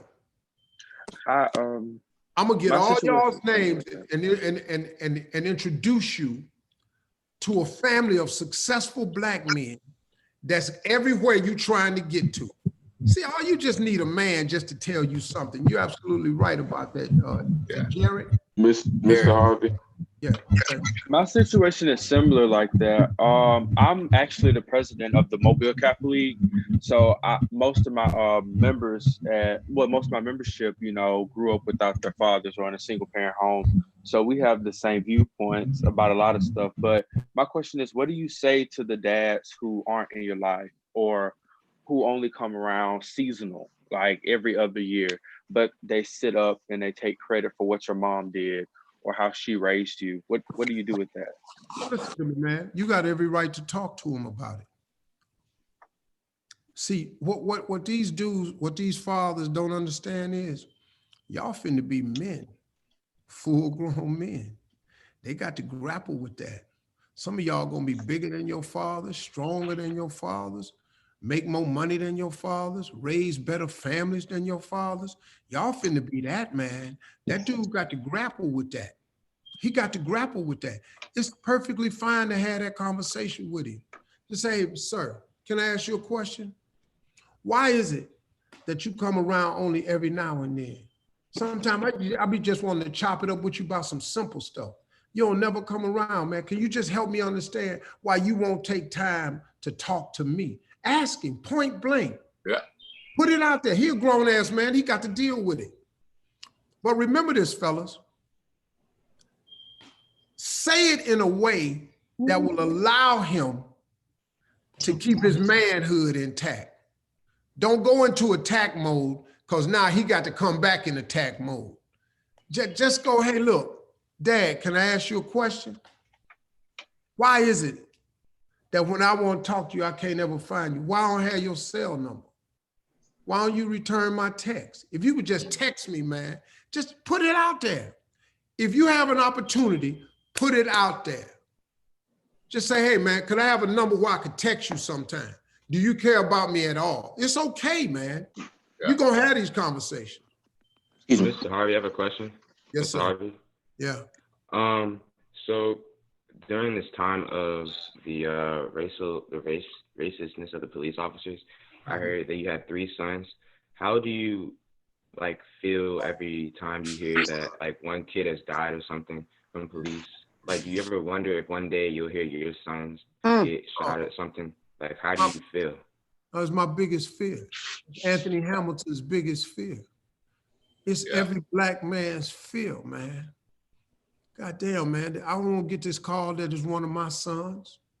Yeah. It's scary. It's a damn shame that in the United States of America, I have to live my life as a black man, fearing for my children's lives when they go out the door. It's a damn shame that black men have to fear for their own lives when they go out the door. Hey man, let me tell you something. I done been pulled over by the police a lot of times in my life. Every single time I get pulled over, man, it's an ass clencher. I don't know how it's gonna go. And a couple of times it ain't went well for me. When I was in college, man, I got busted in the ear with a billy club with a dude just pulling us out the car for nothing. We college students. We was just in the car joyriding in our car. We just had too many kids in the car. We had about 8 dudes in a car. He just started pulling us out, whooping our ass with a billy club. Damn, dog. We college students. When the white kids do that, they don't get their ass whooped. I'm fortunate we just got our ass whooped with this billy club, because they will kill you. And that's a scary thing to have to talk to your sons about. And pray, man, that they remember everything I tell them when they get pulled over. And, you know, police killed me with that, because the police officer wanted to say, if you just do everything the police tell you to do, you'll make it home safe. That's bullshit. That's not true. Rashad Brooks did everything. Talked to him for 40-some minutes. They shot his ass down. George Floyd obeyed. He was on the ground. He was cuffed. He did what the police said. He's still gone. See, so how do you, look, man, I'm probably on another subject, but the only way that I think we're gonna be able to fix this problem is you young lions that's out there protesting, keep protesting, try to keep it peaceful, because once you break the law, it allows them now to come in and enforce the law. And they can do a lot of funky things to you in the name of enforcing the law. So I want you to protest and demonstrate, but I want you to stay on the peaceful side of it. That increases your chances. But the only way, the thing that I want to see come out of this, because like I said the other day, this movement that's happening right now is the greatest movement since the civil rights movement in my lifetime, and I was alive for both of them. If we can get police to have to live by the same laws that we live by, we can fix this thing. See, if I shoot a dude, an unarmed man, if I shoot an unarmed man, I already know I'm going to jail. I know this. If I shoot a guy in the back, I know I'm going to jail. I know. If I have a gun and I get pulled over and then fired shots, I'm going to jail. We have to have mandatory police sentencing. If you shoot an unarmed man, you should go to jail. Yep. If you shoot a man in the back, you should have a mandatory sentence that you have to do. See, let me tell you what they've done, man. They create stuff to keep the hood in check all the time. If you get caught with 1 gram of cocaine, 6 months probation. You get caught with 3 rocks of crack, 8 years prison time. Mandatory. Mandatory sentencing. That's how they keep the prisons full of brothers. We need mandatory sentencing for police officers. If you kill an unarmed man, you have to do some time. See, policeman, let me teach you something else. They're always talking about on 48 hours and forensic files, they can't solve crimes in high crime neighborhoods because we have a no snitch policy. They always say that. If we could get more citizen involvement, we could stop crime, but they have a no snitch policy. You know why they have a no snitch policy? Because the police have a no snitch policy. One policeman can stand there and watch another policeman kill a black person and wait and fill out the same police report saying that they both felt in fear of their lives. And they fill out the police report and their ass get to go home. See, they have a no snitch policy. They watch each other break the law all the time. They kill us. They say, the 4 dudes was on George Floyd. They saw that. They saw that, dog. We got to get mandatory police sentencing. Look, I'm on a whole nother subject right now that could take me forever because I'd be mad. Because see, I've been mad the whole— Take your time, Steve. I've been mad 63 years, man. See, man, this shit ain't new, dog. This shit ain't nothing new. They've been killing black folks so long and been getting away with it so much. Do you know, man, that Michael Vick served more time for killing a dog than police officers have served total over the last 493 black people that have been killed by the police? He served more time for killing a dog than white police officers have served total for 493 black people dying. What we talking about, man? So y'all young lions that's out there protesting, man, don't you stop. But now I want you to be smart now, because I don't want you to hustle backwards. Don't be out there throwing rocks and burning buildings, because then they're going to have to enforce the law and they're going to take you down. So I don't want us hustling backwards. But I want you all to encourage people to take this same fervor and energy when you're 18 years old, take it to the polls. Because you can change stuff in November at the polls with the right age. Go ahead, young man, to raise your hand. Go ahead. I would just get ready to say, how did you feel about when people was like doing the protest when everybody was like, you know, throwing things and like, you know, taking stuff? Well, listen, man. I don't like to see them burning and looting because it takes focus away from the message. But I also understand. See, most of the burning and looting that gets started, those people are planted there by the government. Exactly. They incite the riot. Now, you know, once 2 or 3 people start throwing, then it's easy to get 5 or 6 to throw. They've always learned how to get the protests off course with the burning and looting. I didn't like it, but I understood it though, because Martin Luther King said rioting is the language of the unheard. See, when you ain't listening to poor people no more, when you ain't listening to oppressed people, we're gonna come up in there and we'll set some shit on fire. Feel how you want to feel, but we're gonna set some mess on fire. And that's how we do it. Oh Lord, look here. Come here, girl. Hold on, y'all. It's Father's Day. My daughter done came to town. What's up, Preston? What's that? Oh no, they so happy. Don't even. Look, they waving. These dudes. I'll kill all y'all. Yeah, I'll kill every last one of y'all. Mr. Harvey. Your face in the camera. Come on, let me tell you. Mr. Harvey. Hold on, let me. Come here. I will kill every last one of y'all. All of y'all. I got 800. Hey, Steve, I ain't seen nothing. Excuse me. Mr. Harvey. I ain't see it. Look at their little ass and lit up, man. Mr. Harvey. Excuse Mr. Harvey. Yeah. My mom want to ask you, can she ask you a question? Okay.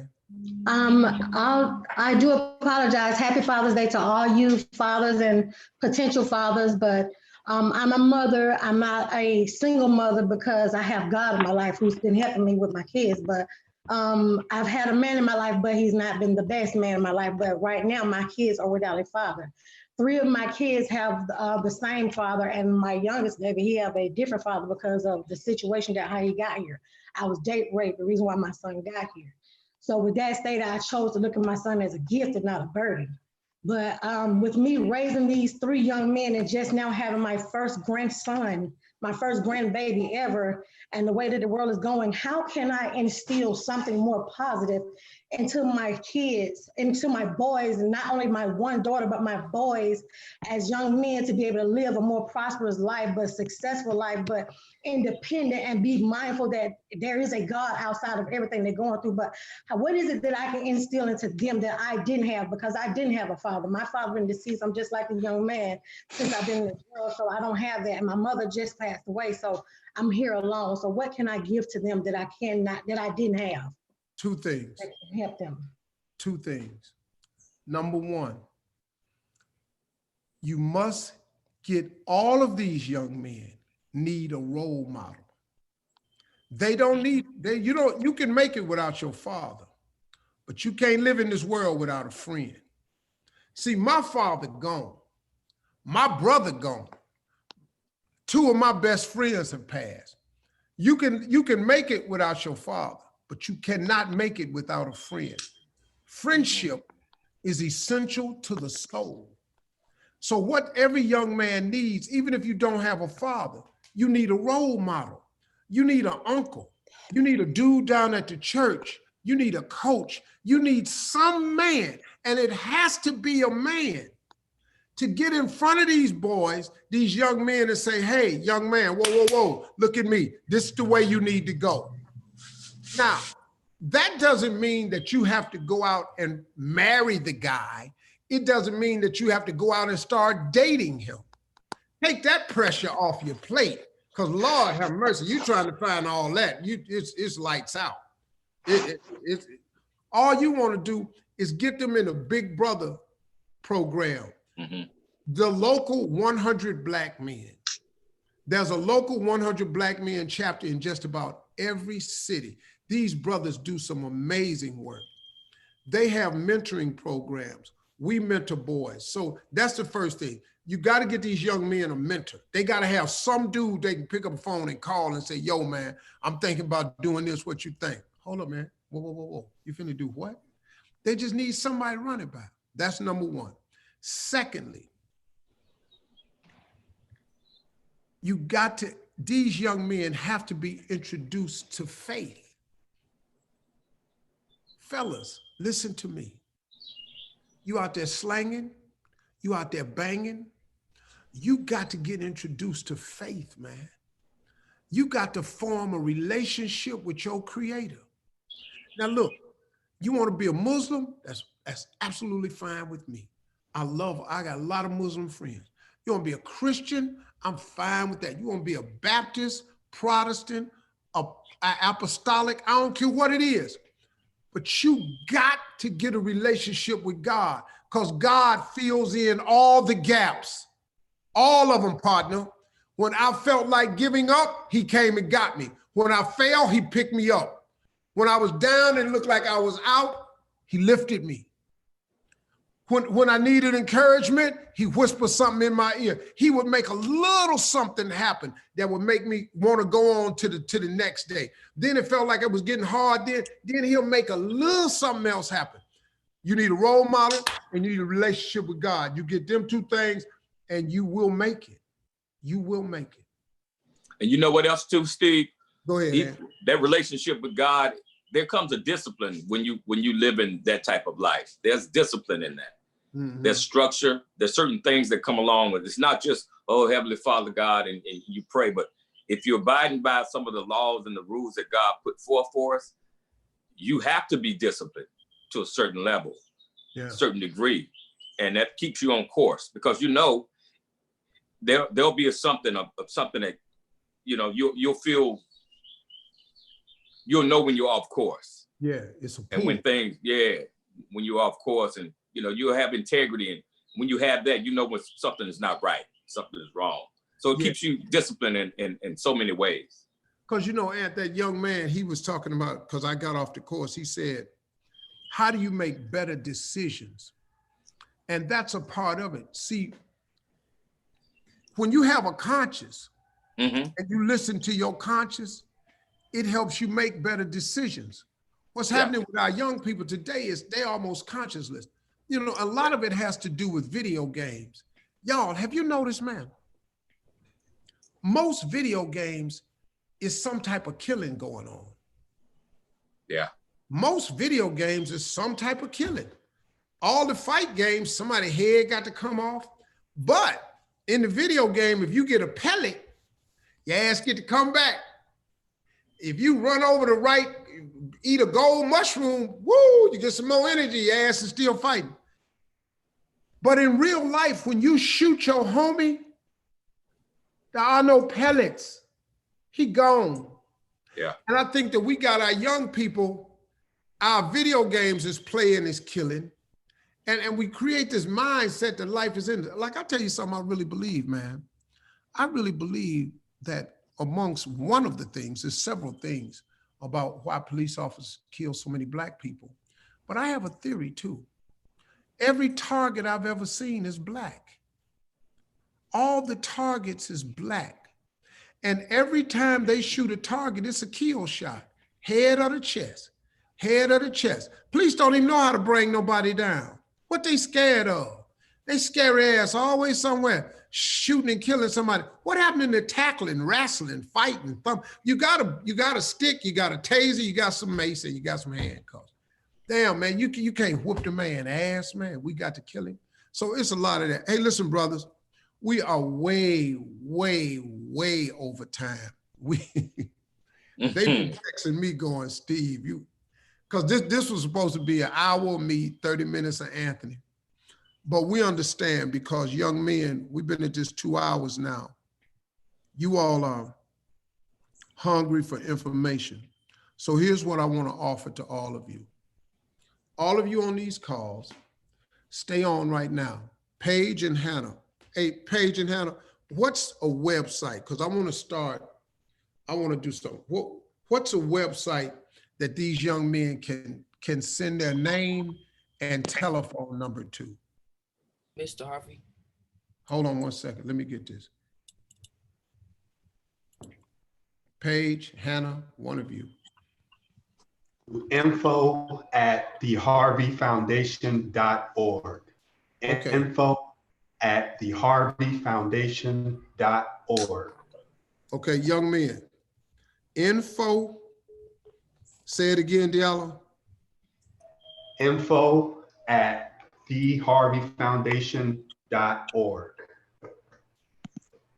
If you go to info@theharveyfoundation.org, info, the @ symbol, theharveyfoundation.org. If you need a role model, I want you to leave your name, your age, birthday, what city you live in, and a number or an email. Leave your name, your age, the city you live in, and a cell number or email, whatever you have. And what I'm gonna do, man, is I'm gonna have a way to match each one of you up via text, email, or phone with a man, a grown man that you can talk to. See, normally at the camp, you all would meet these guys and you form organic relationships. But since we virtual, if you want that, just go to info@theharveyfoundation.org, leave your name and number, and we're gonna try to help you all get in touch with our mentoring program, with some frat brothers of mine, with Big Brother organizations and 100 Black men. I wanna thank Anthony Hamilton. Thank you so much, brother. You always there, man. You solid. Thank you, man. Thank you. Ant, you my favorite dude with this here. Thank you, man. And I'm here again if you need me, whenever you need me, especially for this right here. This is very important. All these brothers, we love y'all, man, and you got potential to be as bright as you want to be. Man. Stay the course. Do the work. Yeah, man.